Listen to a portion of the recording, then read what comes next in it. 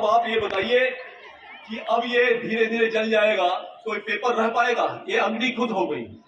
तो गुरु ऐसा होना चाहिए। ये प्राइज डिस्ट्रीब्यूशन समारोह में ये मंच पर sound is clear, it is too clear to you all. Kamdev ji ने, मैं ज्यादा कुछ नहीं बोल रहा हूँ, आप जो बोले थे उसी को मैं एक एक पॉइंट लेकर बात कर रहा हूँ, क्योंकि ज्यादा बोलूंगा तो तो मैं अभी उन्होंने कहा कि भाषा का अवतरण हमने लिखा था। ये भाषा कैसे बनी? अभी आप ये देखिए कि भाषा विज्ञान जितने लोग पढ़ाते हैं वो बोलते हैं कि ये इंडो यूरोपियन फैमिली है और ये है। बिल्कुल गलत, बिल्कुल झूठ, ये है ही नहीं कहीं। ये गढ़ी हुई बातें हैं। बनी कैसे? वो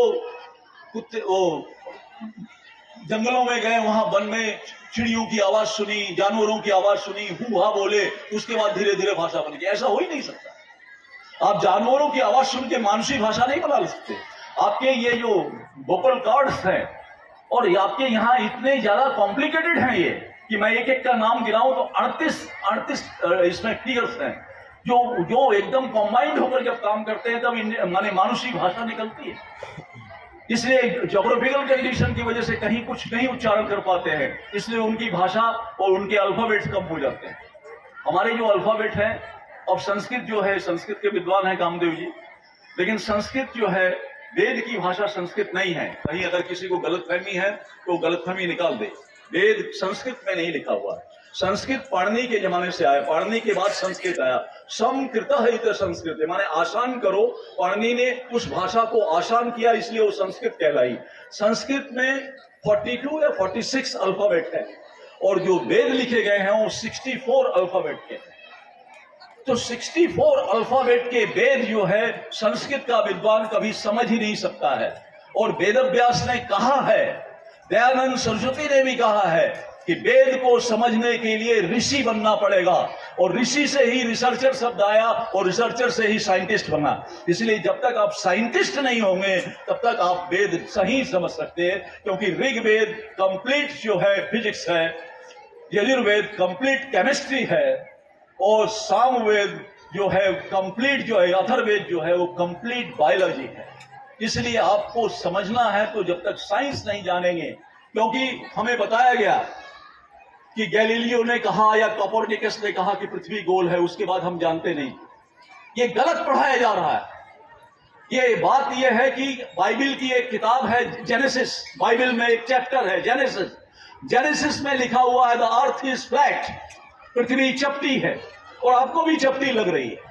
अगर यहां से लेकर वहां तक पंडाल तक देखा जाए तो ये चपटी दिखाई देगी, लेकिन इसी को अगर आप नरवाना तक ले जाए, पूरा एंड तक ले जाए तो थोड़ा कर्व हो जाए, और उसके आगे ले जाएं और पूरे भारत और पूरी पृथ्वी को घुमा दें तो एकदम राउंड हो जाए। इसलिए पृथ्वी राउंड है, लेकिन उन्होंने बहुत छोटे देश में देखा तो उनको चपटी लगी, उन्होंने लिख दिया कि अर्थ इज फ्लैट। इसलिए वो समुद्र में नाव लेकर उतरते ही नहीं थे। 1400 तक कोई भी वेस्टर्न आदमी समुद्र में नाव में चलता ही नहीं था कि आगे समुद्र तो खत्म हो जाएगा, मैं हम लोग पता नहीं कहां गिर जाएंगे, क्योंकि चपटी है, गोल तो है ही नहीं। ये गैलीलियो आया, कोपरनिकस आया, तब उनको पता चला कि पृथ्वी गोल है। ये उनको पता चला। हमारे तो शतपथ ब्राह्मण में और वेद में लिखा हुआ है परिमंडलम व अयम लोका, हमारा लोक जो है वो गोल है, ये हमारे लिखा हुआ है। हमें पढ़ाया गया कि न्यूटन ने ग्रेविटेशन की theory the, law of gravitation या लॉ ऑफ मोशन जो है वो न्यूटन ने दिया। न्यूटन से 6000 ईयर पहले 6000 बीसी में एक ऋषि पैदा हुआ, और उसका नाम था, जो लक्ष्मी का वाहन होता है ना, जिसे उल्लू बोलते हैं, उसका नाम भी उल्लू था। लेकिन वो पार्टिकल्स पर काम करता था। हमें कहा गया पार्टिकल्स भी डाल्टन ने पढ़ाया, डाल्टन ने दिया है। वो पार्टिकल्स पर काम करता था, इसलिए कण पर काम करता था, इसलिए उसका नाम बाद में उल्लू की जगह कणाद हो गया। और वो कणाद ने कहा है अपने वैशेषिक में, वैशेषिक उसकी एक किताब है, उसमें उसने कहा संयोग अभावे, अगर होल्डिंग कमजोर हो जाए, संयोग, देखिए इधर देखिए, प्रैक्टिकल होती है साइंस। संयोग अभावे, अगर संयोग माने पकड़ आपकी ढीली हो जाए, होल्डिंग कमजोर हो जाए, संयोग अभावे गुरुत्वात् पतनम, गुरुत्व की वजह से पतन हो जाएगा। सीधे गुरुत्व का नाम लिया उसने, सीधे गुरुत्व का। और हमें बताया जाता है कि न्यूटन ने कहा, हमें बताया जाता है स्पेक्ट्रम थ्योरी न्यूटन ने दी। क्या न्यूटन के पहले कभी इंद्रधनुष नहीं निकलता था? क्या न्यूटन के बाद इंद्रधनुष निकलता है? कहीं सोचा है हम लोग? हमारे शिक्षक नहीं सोचते हैं। क्या न्यूटन के पैदा होने के बाद ही इंद्रधनुष आकाश में दिखाई दिया? उसके पहले नहीं दिखाई देता था? 7 रंग है कि नहीं है? तो फिर न्यूटन ने कैसे स्पेक्ट्रम थ्योरी दे दिया भाई? ये स्पेक्ट्रम थ्योरी नेचुरल है, खगोलीय घटना है। ये अनादिकाल से, जब से सृष्टि हुई है तब से वो हो रहा है, जब से ये क्लाउड्स बने हैं तब से चल रहा है। न्यूटन ने कहां से दिया? अब हम पढ़ाते हैं, आप पूछ लीजिए, आप आपके विज्ञान के जो टीचर है वो यही पढ़ाते हैं, क्योंकि वो कॉलोनियल चैप्टर्स है। न्यूटन बताया है, बता के गया है स्पेक्ट्रम थ्योरी। कम से कम इसको खोल के रखिए। आप किसी भी बच्चे को ज्ञान नहीं दे सकते हैं। आपको अगर ये भ्रम है प्रिंसिपल साहब कि आप किसी बच्चे को ज्ञान, नॉलेज दे रहे हैं, तो आपने सबसे बड़ी भूल है। आप देखिए, वो जो दीमक होता है, दीमक जिसे व्हाइट एंट कहते हैं, वो जब अपने घर दीवार पर बाम्बी बनाता है, जो बाम्बी बनाता है, उस बाम्बी में सुबह का टेम्परेचर कुछ होता है, दिन का टेम्परेचर कुछ होता है, रात का टेम्परेचर कुछ होता है। थर्मोडायनेमिक्स के सारे नियम फेल हैं। वो किसी आईआईटी में इंजीनियरिंग करके नहीं आया, वो कहीं सीख के नहीं आया। वो जो पुराने जमाने में हम लोग कहानी सुनते हैं ना कि एक राजकुमार था, एक राजकुमारी थी, वो इतना दूर रहती थी, उसको उसने प्रेम पत्र लिखा, वो कबूतर को दिया, वो कबूतर जाके वो राजकुमारी को दे दिया। तो राजकुमारी क्या अकेले बैठी रहती थी? चलिए, डेस्टिनेशन उसको मालूम है, क्या राजकुमारी अकेले बैठ, वो जो 10-15 सहेलियों के साथ होती थी, लेकिन इतनी सेफ लैंडिंग होती थी कबूतर की कि वो राजकुमारी को ही देता था, उसके सहेलियों को नहीं देता था। उतना तो आज तक एरोनॉटिक्स में किसी पायलट्स को नहीं सिखाया गया इतना सेफ लैंडिंग। वो कहां से सीखा? ज्ञान आप नहीं दे सकते, बिल्कुल भूल जाइए। बया जो घोंसला बनाती है, कोई जुलाहा बना सकता है? उसे निटिंग वेबिंग कर सकता है? मकड़ी जो जाला बुनती है, कोई बना सकता है? ये आप कुछ नहीं दे सकते। आप केवल उसके प्रतिभा को देखकर चैनलाइज कर सकते हैं, फोकसिंग कर सकते हैं। ज्ञान आप नहीं दे सकते। ज्ञान आत्मा का स्वाभाविक गुण है, ज्ञान आत्मा का स्वाभाविक गुण है। और इसीलिए एकलव्य जो है द्रोणाचार्य के बगैर धनुर्विद्या सीख लिया। ये स्वाभाविक गुण है। आप कभी भी भ्रम मत पालिएगा कि डीएवी ने उनको ज्ञान दिया ना, नेवर इट इज। ज्ञान उनका, आप खाली उसको चैनलाइज कर दीजिए, उसकी प्रतिभा को देख के, उसके इंटरेस्ट को देख के उस विषय में उसको चैनलाइज कर दीजिए, बहुत बड़ा कंट्रीब्यूशन हो जाएगा। और दूसरी बात समझ लीजिए कि हमारे यहाँ have you a piece of paper? Have you a piece of paper with this matches? Yes.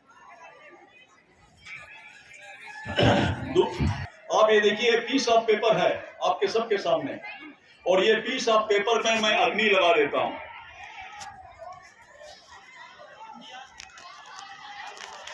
अब आप ये बताइए कि अब ये धीरे धीरे जल जाएगा तो पेपर रह पाएगा? ये अग्नि खुद हो गई।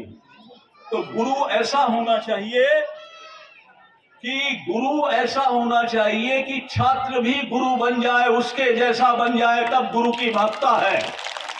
अग्नि भागवसी, अपने अग्नि है, उसको भी अग्नि बना दे, इसको कहते हैं गुरु। और ये जब तक नहीं आएगा इस देश में, क्यों नहीं आएगा? क्योंकि हम जितने टीचर हैं वो अपने आप को एम्प्लॉइज मानते हैं, शिक्षा कर्मी कहते हैं, अब वो गुरु नहीं रह गए। और जब शिक्षा कर्मी है तो जैसे नया साल अभी शुरू होने वाला है, तो इसको प्रिंसिपल साहब आप देख लीजिएगा, जब आपके पास वो सरकारी कैलेंडर आएगा तो उसमें अगर वो देख लेंगे कि कोई फेस्टिवल संडे के दिन पड़ रहा है, तो आधे टीचर का मुंह तो वहीं खराब हो जाएगा। तो ये टीचर नहीं है, टीचर ये बच्चे जो हैं, ये इनकी माँ बाप से पूछिए, सवेरे जब ये तैयार करते हैं कितने रोते हैं, कितने को जबरदस्ती, जैसे बकरे को ले जाओ कहीं बलि चढ़ाने, वैसे ले जाकर इनको गाड़ी में ठूस के बैठाना पड़ता है, तब जाके आते हैं। आपका स्कूल तब इंपॉर्टेंस करेगा कि जब बच्चे नाचते हुए आए और हंसते हुए जाएं, यहाँ पर अपने आप आए। ये आपकी क्वालिटी होनी चाहिए, और आपके अंदर वो चीज होनी चाहिए। वो शिक्षा जब तक नहीं होगी इस देश में, कुछ नहीं होने वाला। 100% और इतना 95% कोई माने नहीं रखता। आप किसी से एक एप्लीकेशन लिखा दीजिए जो पीएचडी किया हुआ है, लिखवा दीजिए और मैं और बैठा दीजिए एग्जामिनर को, कुछ नहीं है, कट पेस्ट का सारा जमाना है, इसके अलावा कुछ नहीं है। रियलिटी यही है। और मैंने एजुकेशन पर सारा काम किया है, इसलिए मैं जानता हूं कि क्या उसमें डेप्थ है। तो इसलिए मैं ये सारी चीजें आपसे कहना चाहता हूं। अभी कामदेव जी ने एक बात कही, उस बात को कहने के साथ मैं बंद करता हूं, क्योंकि ऐसे कहते जाऊंगा तो बहुत सारी बातें चली आएगी। कामदेव जी ने कहा कि धर्म की परिभाषा दयानंद जी ने ये दी थी। मैं मानता हूं कि वो ऋषि हैं, महर्षि हैं, और उनकी बातों को मैं पूरे सम्मान के साथ मानता हूं। लेकिन भारत में वो जिस किताब का उन्होंने जिक्र किया, उस किताब में मैंने धर्म की परिभाषा अलग से दी, और मैंने धर्म की परिभाषा ये दी है, ये आप सबको समझना चाहिए, क्योंकि हमारा धर्म का अंग्रेजी रिलीजन कभी हो ही नहीं सकता, क्योंकि उनके यहाँ रिलीजन का कॉन्सेप्ट है, रिलीजन रेलीगेटर से बना हुआ है, उसका कॉन्सेप्ट है पूजा पद्धति। हमारे यहाँ धर्म का पूजा पद्धति से कुछ लेना देना नहीं। धर्म का मतलब है कि वह करणीय कर्तव्य, वह करने वाला कर्तव्य जिससे आपका व्यक्तित्व और कृतित्व का विकास हो, आपकी पर्सनालिटी डेवलप करे, आपकी परफॉर्मेंस डेवलप करे, और वो आपका स्वभाव बन जाए, वो आपकी हैबिट बन जाए, उसे ही धर्म कहते हैं, बाकी कोई धर्म नहीं है।